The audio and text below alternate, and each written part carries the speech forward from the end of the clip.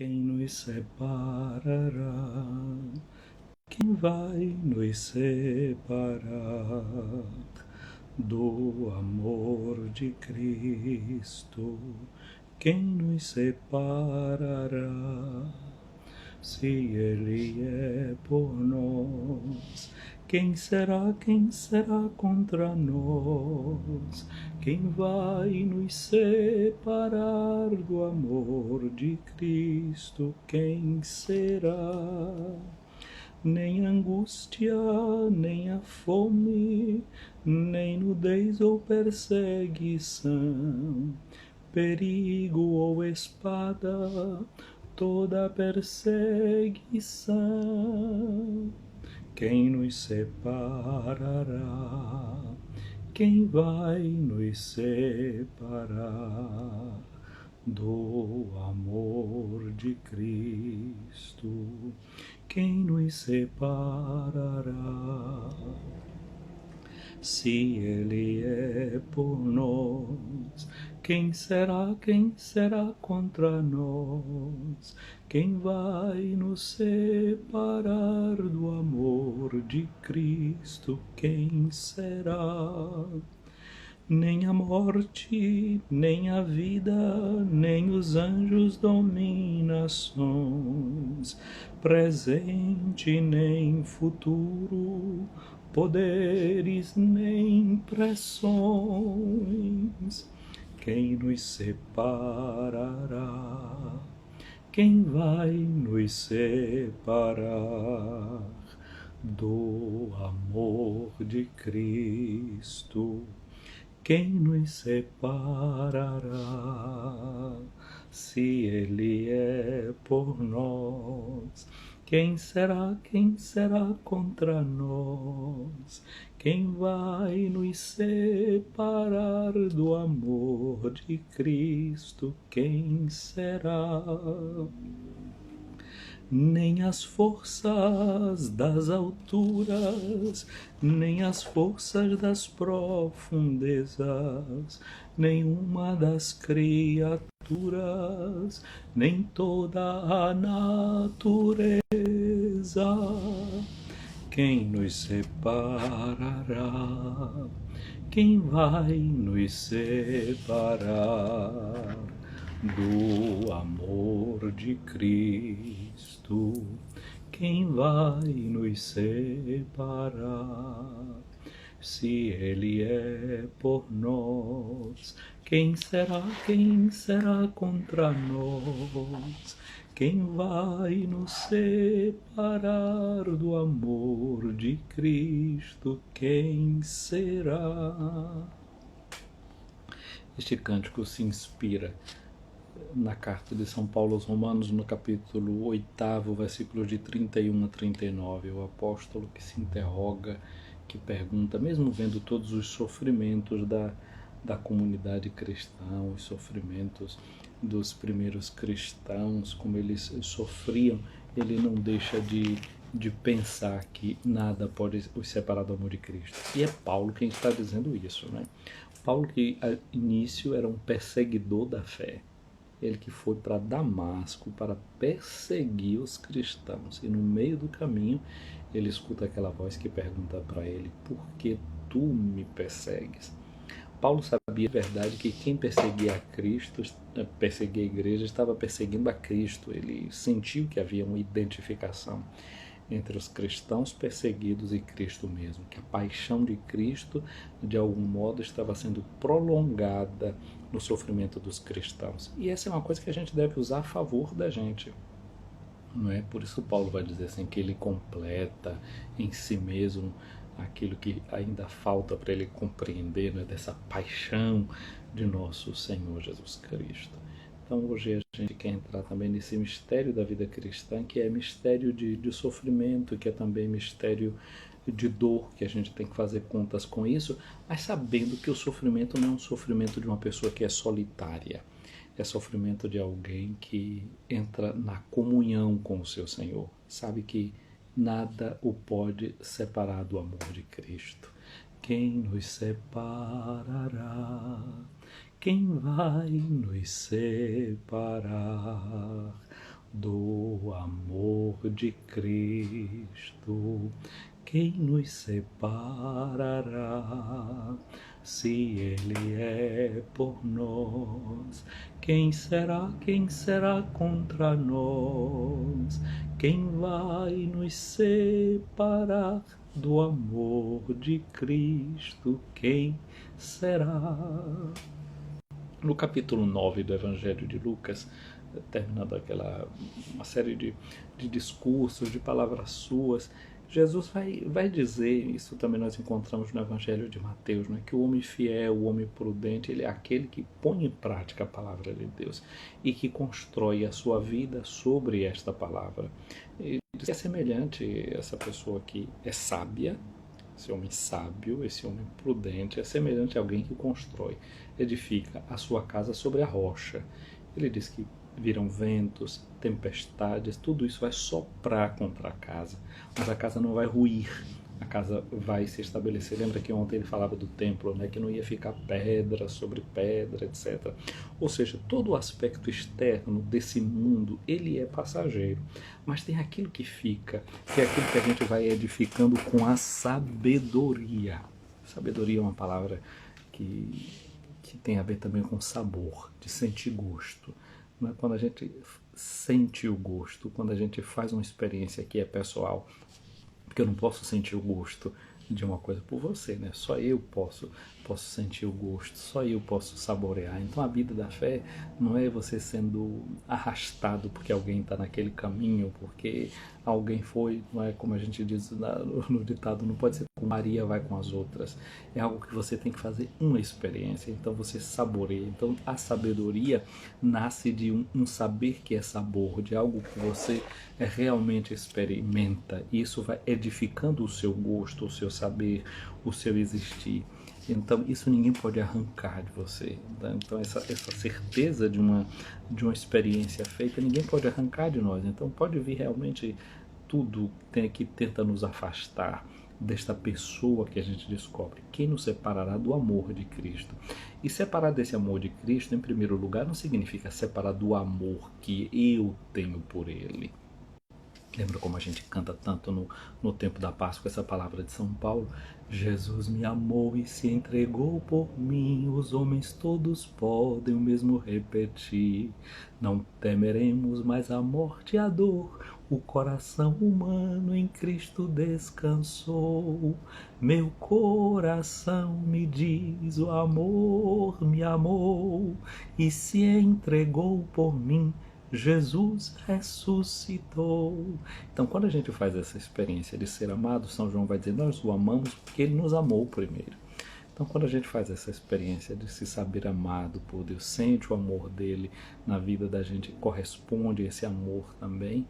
Claro, vão vir dificuldades, tudo isso, mas a gente vai sentir que tem uma proteção que envolve a gente, tem um carinho que dá tranquilidade ao coração da gente, como vai dizer o salmista, né? Eu sou como uma criança, não é, que está amamentada no colo da sua mãe. Então aquela criança que já a mãe já tirou do peito e ela está ali tranquila, deitada e dorme, né?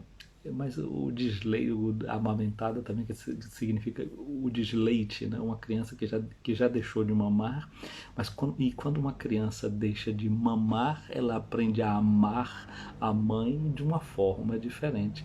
Ela não ama a mãe só porque mama, só porque recebe o leite, mas porque ela também começa a descobrir outras coisas nessa mãe, não é, que lhe dão a segurança, nasce um outro tipo de afeto, de relação, não é, com a mãe, até a gente chegar àquele ponto que o amor não vai ser só o amor por aquilo que a gente recebe, mas é o amor que a gente aprende a dar, que a gente aprende a doar, que a gente aprende a se preocupar, a se entregar. Por isso a gente começa sentindo esse amor de Jesus por nós, e esse amor fica tão forte, que a gente é capaz de dar também por ele, dar a vida, se entregar, não ter medo de não ficar pedra sobre pedra daquilo que a gente constrói, daquilo que a gente faz, daquilo que a gente tenta edificar nesse mundo, porque a gente sabe que se a gente edificou com esse amor que veio dele, essa construção é para sempre, essa construção é perene, por mais que destruam essa construção que é passageira, haverá de ficar alguma coisa que permanece para sempre. Hoje nós continuamos lendo o capítulo 21 do Evangelho de Lucas, versículos de 12 a 19. E ontem nós vimos como Jesus dizia aos seus discípulos que eles não tivessem medo quando vissem que não ia ficar pedra sobre pedra da construção do templo, de tudo aquilo que era edificação. Não ter medo da crise. Não ter medo da crise. A própria palavra crise na língua grega significa kriein, significa julgamento. Julgamento. Quando algo entra em crise, algo começa a ser julgado. A gente não deve ter medo dos julgamentos internos nem externos. Às vezes a gente fica mesmo se julgando, se condenando. Não, até São João vai dizer isso, filhinhos, até mesmo se a consciência de vocês está acusando vocês, julgando exageradamente de vocês, tenham uma certeza, Deus é bem maior do que a consciência de vocês. O amor de Deus nos abarca de uma forma tão profunda que a gente vai sentir segurança diante dele, vai sentir paz, porque a gente sabe que ele é amor. E o amor de Deus compreende tudo. O amor de Deus vai para além da ciência que a gente tem. Porque o amor de Deus vai além da nossa inteligência, daquilo que a gente é capaz de saber e de abarcar com aquilo que a gente conhece e reconhece. Então ontem a gente viu essa palavra de Jesus, que pediu aos seus discípulos de não ficarem preocupados, de não ficarem cheios de pavor, não ficarem cheios de medo, porque o medo dentro da gente deforma a capacidade interpretativa. Quando a gente está com medo, a gente pode ter uma tendência muito grande para exagerar as coisas, para não ver da forma correta o que está acontecendo. Numa linha de tranquilidade e de paz, você toma distância dos fatos, você vê a coisa de um modo melhor. Então, olha, o lugar melhor para ver e julgar as coisas é no colo de Deus. Não é? Sentindo-se abraçado por esse amor, você enxerga melhor. Não é? Sobre os ombros do Cristo, o bom pastor que nos pega como ovelhinhas queridas, a gente pode olhar a história, pode olhar os acontecimentos e os fatos e sentir tranquilidade e paz no coração da gente. Quem nos separará? Quem vai nos separar do amor de Cristo? Quem nos separará? Se Ele é por nós, quem será contra nós? Quem vai nos separar do amor de Cristo? Quem será? Então a gente vai assim, sem medo, com Jesus com a gente, sabendo que estamos nos seus braços. Não é? Como dizia Santa Teresinha, né, que a cruz de Cristo é como esse elevador que ele nos eleva. A gente lembrava esses dias uma palavra de Santa Teresinha, foi ontem, mas acho que eu disse isso, né? Uma alma que se eleva, eleva o mundo. E olha como é que a alma é elevada. Ela é elevada a partir de Cristo mesmo, que a eleva, e o elevador de Cristo é a sua cruz. Portanto, não devemos ter medo da cruz também quando se manifesta na vida da gente, porque toda a cruz é um preceder à ressurreição, é um preceder da vitória da vida, da última palavra de Deus sobre a nossa história, sobre a nossa existência, sobre aquilo que a gente é e sobre aquilo que a gente faz. Evangelho de Lucas, no capítulo 21, versículos de 12 a 19, nós já sabemos, estamos com Jesus nesse ambiente do templo, nessa última semana de Jesus sobre a face da terra. E Jesus tem uma palavra hoje para os seus discípulos. Ele diz: antes que estas coisas aconteçam, aquela destruição que ele falou, né, que não ia ficar pedra sobre pedra, e terremotos, e nação contra nação, etc, etc. Antes que todas essas coisas aconteçam, sereis presos, perseguidos, sereis entregues às sinagogas, postos na prisão, sereis levados diante de reis e governadores por causa de meu nome. Então alerta Jesus aos seus discípulos, não é? O sofrimento que eles também sofreriam. E aqui diz, por causa do meu nome. O meu nome significa por causa da minha pessoa. Por causa da minha pessoa. Então significa que vão ser perseguidos por causa de uma relação que ele tem com Jesus. Porque, eu já disse, nome significa a pessoa, o ser. Interessante, porque pessoa em grego se diz prosopon. prós, é aquilo mais ou menos que está diante da gente. Prós, opos, vamos ver de opsis, que significa visão, ver. Daí vem a palavra óptica, não é? A gente vai numa ótica para comprar uns óculos, não é? E resolver a visão da gente. Então, ou seja, uma pessoa é alguém que eu vejo diante de mim. Em outras palavras, pessoa é alguém com quem eu desenvolvo uma relação. Então, vocês vão ser perseguidos por causa da relação que vocês têm comigo. E o que é que acontece numa relação? É que quando a gente estabelece uma relação verdadeira, no fundo, e é uma relação de amizade, ia dizer Aristóteles, não é, que o amigo significa uma alma que habita em dois corpos. Esse era o conceito que esses antigos tinham de amizade. Era uma única alma que habita em dois corpos. Os primeiros cristãos, eles até diziam isso, diziam assim que mais do que isso, não era só em dois corpos. Eles diziam que os primeiros cristãos, diz os Atos dos Apóstolos, escrito por Lucas, eles eram um só coração e uma só alma. Ou seja, existe uma unidade entre o discípulo de Jesus e Jesus.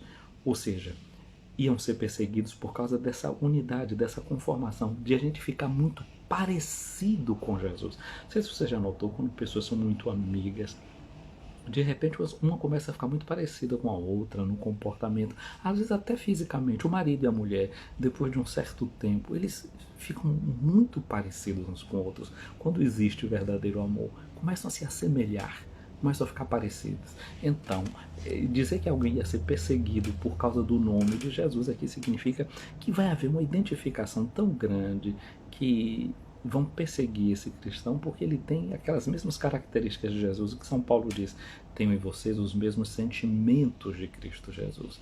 E ter os sentimentos de Cristo Jesus, de onde é que nascem os sentimentos? Os sentimentos nascem por causa do pensamento, porque você pensa de uma determinada forma, você pensa e você sente. E depois é também a mesma coisa, você começa a sentir de uma forma que vai gerando o pensamento, se retroalimenta pensamento e sentimento que depois gera um comportamento.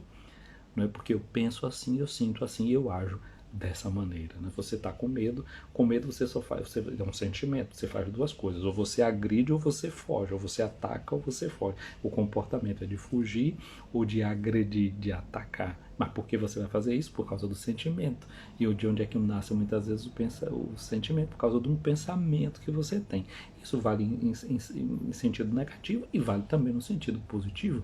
Como dizia William James, o passarinho não canta porque é feliz, ele é feliz porque canta. Então, uma determinada ação que vai nutrindo um jeito de sentir e de pensar.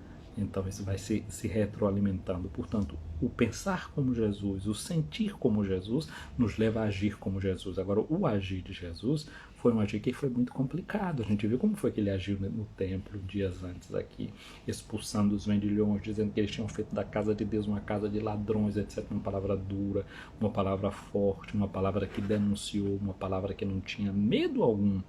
Portanto, se a gente se identifica com Jesus, significa que a gente deve lentamente e tendo os comportamentos que são os seus, por causa dos pensamentos que são os seus, os sentimentos que são os dele também. Então é aquilo que Jesus prevê para nós. Se nós entramos nessa linha de identidade, justamente vai ser isso aí. Por causa do meu nome, vós sereis levados diante de reis e de governadores. Então, se a gente não está sendo levado na presença de ninguém, se a gente não está sendo criticado, se ninguém está falando, se está tudo indo muito bem com a gente, pode ser esse sinal de que a gente ainda não está tão identificado com Jesus. Não é? Papa Francisco diz assim: há uma igreja onde reina a injustiça e a igreja não é perseguida, isso não é um sinal muito bom. Não é um sinal muito bom, porque talvez a gente não esteja identificados com o nosso Senhor, que no meio de uma situação de injustiça, a sua palavra significa palavra de denúncia. Então nós, os seguidores de Cristo Jesus, não vamos ser bem acolhidos no ambiente da injustiça, porque nós devemos ser aqueles que vamos denunciar essa injustiça, vamos nos colocar contra ela. Então, olha o que é que Jesus diz aqui agora. Tudo bem, então vai ter toda essa perseguição contra os cristãos. E aí a gente vai ficar com medo da perseguição? Jesus lê em chave positiva essa perseguição. Ele vai dizer: esta será a ocasião em que dareis testemunhos da vossa fé. Então Jesus está nos ensinando a não perder a ocasião da perseguição, a ocasião da dificuldade para dar testemunho da fé. A palavra testemunho em grego se diz martyrion. E a palavra martyrion, depois, com o passar do tempo, né, aí no início do segundo século, tem a literatura chamada martirial, onde nós vamos ler o chamado Martírio de São Policarpo. Ali a gente já vai vendo que a palavra mártir não vai significar simplesmente dar um testemunho, falar sobre uma coisa que a gente viu ou que a gente ouviu de pessoa, então dar um testemunho, porque significa que eu vi, mas aqui o testemunho já vai significar algo mais. Eu não simplesmente vou dar o testemunho do que eu vi no sentido verbal, mas eu vou ser até capaz de dar a minha própria vida, como hoje a igreja celebra Santo André Dunglac e os seus companheiros vietnamitas, gente que morreu, que deu a vida por causa da fé lá no Vietnã. Então as dificuldades devemos encará-las como oportunidade de dar o testemunho da fé. Disse Jesus: fazei o firme propósito de não planejar com antecedência a vossa defesa. Um advogado, a gente quando contrata um advogado, o advogado tem que planejar a defesa, tem que estudar o caso, estudar os autos, quais são as denúncias, e imaginar o que é que o advogado de acusação vai dizer, o que é que o juiz pode perguntar, o que é que a testemunha pode dizer. Ele tem que preparar tudo, e a gente até paga bem um advogado para fazer essa tarefa, da defesa. Já aqui na matéria da fé, a gente não precisa se preocupar com essa defesa toda, porque olha o que é que Jesus diz: porque eu vos darei palavras tão acertadas que nenhum dos inimigos vos poderá resistir ou rebater. Ou seja, não somos nós que vamos defender Jesus. Ele sabe se defender e se defende através de nós. A gente canta na missa, que ele intercede por nós junto do Pai, ou seja, ele é nosso advogado. Então, ele mesmo vai, quando ia mandar o Espírito Santo, dizer: eu vou mandar para vós um outro Paráclito, porque ele é o advogado, ele é aquele que defende a sua causa. E se nós somos perseguidos por causa dele, ao defender a sua causa, ele nos defende, porque nós já somos identificados com ele, já somos uma causa só, uma coisa só com ele. E nós e a causa dele, e nós somos a causa pela qual ele se fez homem. Diz o texto latino, do propter nos et propter nostrum salutem descendit decelis. Por causa de nós e por causa da nossa salvação, ele desceu do céu e se encarnou por obra do Espírito Santo no seio da Virgem Maria. Então a causa dessa encarnação de Jesus, da sua vinda, é você, sou eu, ele me amou e se entregou por mim. A gente lembrou essa palavra do apóstolo Paulo. Então, por esse amor, ele de novo em nós toma a palavra para defender o fato de ele ter se encarnado e vindo estar aqui no meio de nós. Aí diz Jesus: sereis entregues até mesmo pelos próprios pais, irmãos, parentes, amigos. Ou seja, cria-se realmente uma nova forma de relação entre nós e Jesus, de forma tal que a gente está identificado com eles, que aqueles que muitas vezes estiverem na oposição a ele, vai ficar também contra a gente. E aqui é uma coisa muito interessante, porque o ódio de Deus se transfere contra nós. Olha, os lugares, por exemplo, o ateísmo, que virou prático em muitos lugares. Então, por causa da falta de fé em Deus, começou a se perseguir a igreja. O ateísmo, na sua prática concreta, ele levou a sistemas que perseguiram a igreja, que fecharam a igreja. E ainda hoje pelo mundo afora tem lugares onde essas coisas são experimentadas, onde o evangelho não é pregado, não pode ser lido com a liberdade que nós estamos vivendo. Então, essa situação de perseguição. Agora, tem gente que não gosta de música, nem por isso sai quebrando todos os rádios que está tocando música por aí afora, mas querem tirar a presença de Jesus, crucifixos fora de certos ambientes, e não permite o anúncio dessa palavra de Jesus. O ódio contra Deus se materializa no ódio contra aqueles que creem também nele. E aí às vezes tem uma outra coisa, porque muitas vezes esse ódio contra Deus, ele vem de uma forma velada. Por quê? A gente não pode dizer que ama a Deus que a gente não vê, se não ama o irmão que a gente vê. Portanto, todas as vezes que alguém se identifica com a causa de Jesus, que é a causa do irmão, e defende esse irmão, e defende a sua vida, então tem gente também que se levanta contra todas essas causas de amor, contra essas causas sociais, contra essas causas de quem se coloca ao lado do pobre, ao lado dos pequeninos, ao lado dos injustiçados. Essa é uma forma de ateísmo muito prática, porque está se levantando contra o amor, porque Deus é amor, vai dizer São João. Então, alguém que é contra quem vive o amor ao próximo, quem é contra que persegue alguém ou alguma obra ou alguma causa de amor ao próximo, é uma forma prática de ateísmo, porque está negando o amor, aquilo que Deus é na sua essência. Diz Jesus, não é? Sereis entregues, eles matarão alguns de vós, todos vos odiarão por causa do meu nome, por causa da minha pessoa, nós já dissemos antes, por causa da relação tida comigo. E essa relação tida comigo pode ser essa relação pessoal com Jesus, como nós vemos através da Bíblia, através do Evangelho, mas também daquela forma de identificação de Jesus com os menores, porque olha o que é que Jesus vai dizer: eu tive fome, me deste de comer, tive sede, me deste de beber. Senhor, quando foi que aconteceu tudo isso? Todas as vezes que fizeste isso ao menor dos meus irmãos, foi a mim que o fizeste. Portanto, a gente vê hoje que tem muita gente que é perseguida, não porque carrega uma cruz no peito, não porque vai diante do Santíssimo Sacramento, não porque tem uma Bíblia. Tem lugares do mundo que é por isso, mas tem outros lugares do mundo em que a perseguição é contra aqueles que vão cuidar dos pobres. Porque diz, não, o centro da cidade é muito bonito, vamos deixar aí esses pobres todos aqui, vocês vêm trazer sopa para esses pobres, vêm dar roupa para eles, e eles ficam aqui nessa pobreza, nunca vão para frente e atrapalham o progresso, não é? É uma forma, quando alguém toma essa defesa, não é? Temos que defender a economia, sabemos, né, que o carnaval é uma forma de rodar o dinheiro e de fazer a economia aquecida. Como é que vamos proibir o carnaval só porque tem algumas pessoas contaminadas pelo vírus da Covid-19? Olha aí a falta de amor, a falta de pensar na vida do irmão, na vida, sobretudo, do irmão pequeno, daquele irmão que é menor.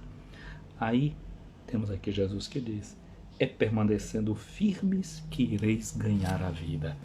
Então a gente realmente precisa, como cristão, ser firmes na defesa da vida, na defesa do pobre, na defesa do pequenino, na defesa dos idosos, na defesa dos nascituros, tudo isso que seja defesa da vida, aí a gente deve se manter. Mas sabendo que, nos mantendo fiéis a todas essas coisas, havemos de contar com a antipatia de algumas pessoas, com o ódio delas, com a não compreensão delas. Peçamos a Jesus no dia de hoje que Ele nos inspire com a sua graça, que Ele nos inspire com o seu amor, para sermos fiéis ao seu Evangelho.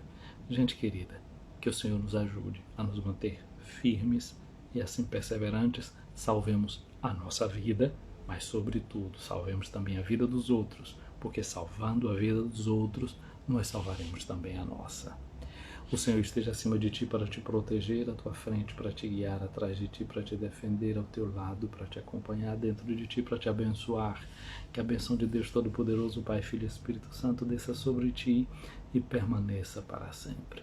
Gente querida, um bom dia para a Geneuza Lisboa, para a Vani Brito, para a Maria Aline Sampaio, para a Sandra, te acordei, Sandra, para a Valmira Silva, para a Rutilande, Rutilande, acho que não é Rutiane lá de Ilhéus, é Rutilande aqui. Então, Joel Mandrade, Netcor, um abraço para Lelian Cerqueira, para Dinéa Flores, ao Padre Juarez, para Meire Moreninha, Deus te abençoe.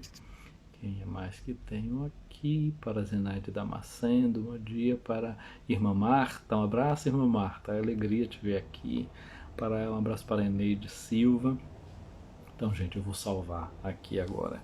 essa nossa live, essa nossa transmissão, vocês curtam para ela já ganhar força e chegando a outras pessoas. Vou salvá-la lá no YouTube, e aqueles que recebem o áudio da meditação, hoje a meditação aqui é essa, e põe lá nos grupos de WhatsApp essa meditação de hoje. Abraço da Yara, você chegando aqui agora, você chegando e eu tô saindo, mas te deixo um abraço grande, por enquanto virtual, tá mais perto de um abraço real.